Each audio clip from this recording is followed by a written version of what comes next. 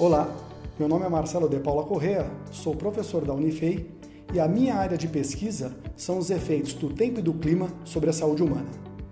Estou aqui hoje para falar sobre o isolamento social nos tempos de Covid. Por que eu estou aqui para falar? Porque justamente eu ministro uma disciplina na pós-graduação, junto com um colega, chamada Clima e Epidemiologia. Aqui nós temos uma pandemia de ordem mundial que tem trazido graves problemas socioeconômicos para o Brasil e para todo mundo. Eu vou explicar aqui o conceito do isolamento social em relação à expansão da epidemia. Essa expansão se dá através de um conceito matemático denominado função exponencial. Vejam bem, eu não estou aqui para dar minha opinião sobre o tema. Eu estou aqui para mostrar dados científicos decorrentes de muitos e muitos anos de estudo. Então, mais uma vez eu ressalto, não se trata de opinião, mas sim de ciência. Vamos lá. Vejam bem, aqui eu tenho uma situação onde não há isolamento social.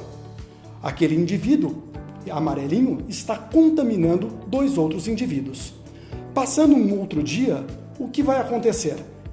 Há uma expansão dessa epidemia e dobra-se o número de indivíduos. No decorrer dos dias, vai passar para 8, depois para 16, 32, 64, 128 e por aí vai. O que significa isso? Vocês podem observar que a taxa de crescimento ela segue uma constante, ou seja, é o número 2 elevado ao número de dias. Então vamos ver, em 7 dias vocês podem observar que o número de casos é de 128.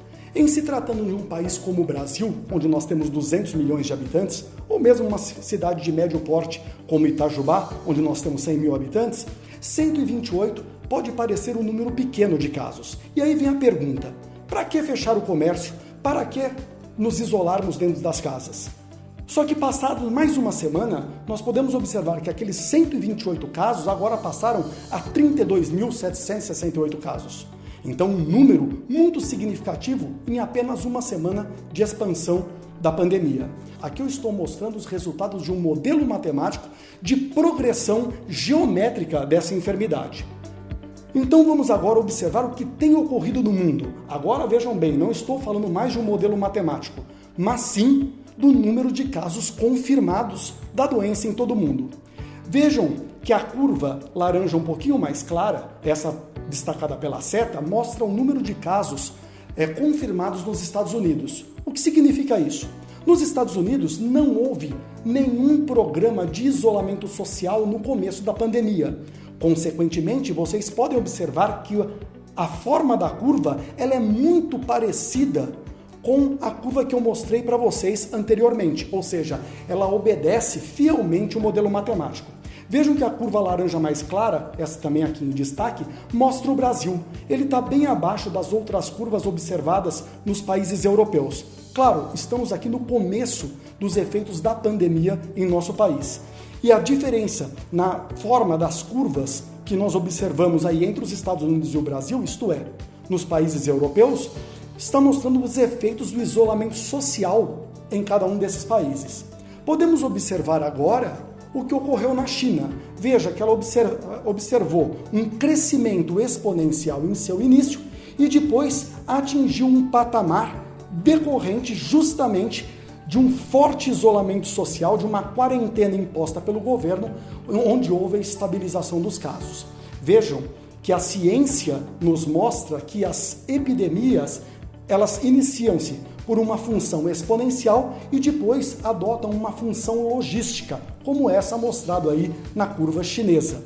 Isso significa que a expansão da doença ou ela contamina todos os elementos de uma sociedade ou ela atinge esse patamar devido a ações impostas pelos governos desses países. Então vamos ver agora o que acontece no caso de um isolamento social parcial, ou seja, nem todos estão isolados. Por exemplo, vocês podem observar que o indivíduo aqui à direita, ele não está mais em contato e, consequentemente, toda essa cadeia que estava aí à direita não foi contaminada. Então nós vemos que em relação ao primeiro quadro que eu mostrei para vocês, a nossa epidemia caiu pela metade. Temos agora uma outra situação onde um ou outro elemento adotou a medida de isolamento parcial, diminuindo ainda mais os efeitos iniciais da expansão geométrica da contaminação. E agora, num isolamento social, como é recomendado pela Organização Mundial de Saúde. Vejam que a falta de contato entre os seres humanos inibe a progressão da doença. Isso nos dá tempo para controlarmos a expansão dos casos, não superlotando os hospitais, não superlotando os centros de saúde, economizando recursos públicos para o tratamento desses doentes e, no decorrer do tempo, essa distribuição de casos tem impactos muito menores sobre toda a sociedade. Portanto, a recomendação da Organização Mundial de Saúde é justamente o isolamento social. Muitos perguntam: para que evitar qualquer tipo de aglomeração? Para que evitar o comércio? Para que evitar a vida em sociedade nesse momento? Podemos deixar para depois? Não. Vocês viram que essas curvas de crescimento do número de casos de infectados crescem muito rapidamente. O que estamos fazendo hoje é justamente conter a expansão dessa epidemia. A esmagadora maioria dos cientistas recomendam o isolamento social, inclusive a Organização Mundial de Saúde, como a forma mais efetiva de conter essa doença. Eu agradeço mais uma vez o tempo dispensado por vocês e não podemos nos esquecer que essa é uma contribuição da universidade pública em prol da sociedade. Muito obrigado.